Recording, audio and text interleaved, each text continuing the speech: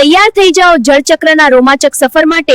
આપણી વાર્તા શરૂ થાય છે આ ઘૂઘવતા સમુદ્રથી। જુઓ, સૂર્યદાદાનો આકરો તાપ હવે પાણી પર પોતાનો જાદુ બતાવી રહ્યો છે। ગરમી વધતા આ અણુઓ તો પાગલની જેમ આગા પાછા થવા લાગ્યા અને જુઓ, હવે પાણીનું બાષ્પીભવન થઈને વરાળ રૂપે આકાશમાં ઉડવા માટે બિલકુલ તૈયાર છે। ગરમીને કારણે પાણી હવે વરાળ બનીને આકાશમાં ઉડી રહ્યું છે।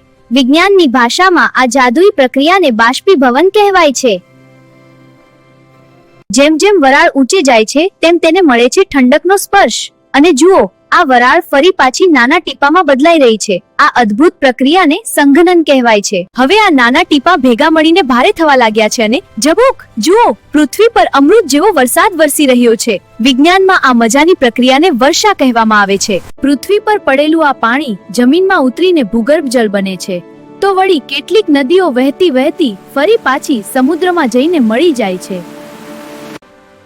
બસ આ જ રીતે જળચક્ર પૃથ્વી પર જીવનને ધબકતું રાખે છે। પણ યાદ રાખજો, જો પાણી નહીં હોય તો આપણે પણ નહીં હોઈએ। એટલે જ પાણીનું જતન એ આપણી ફરજ છે।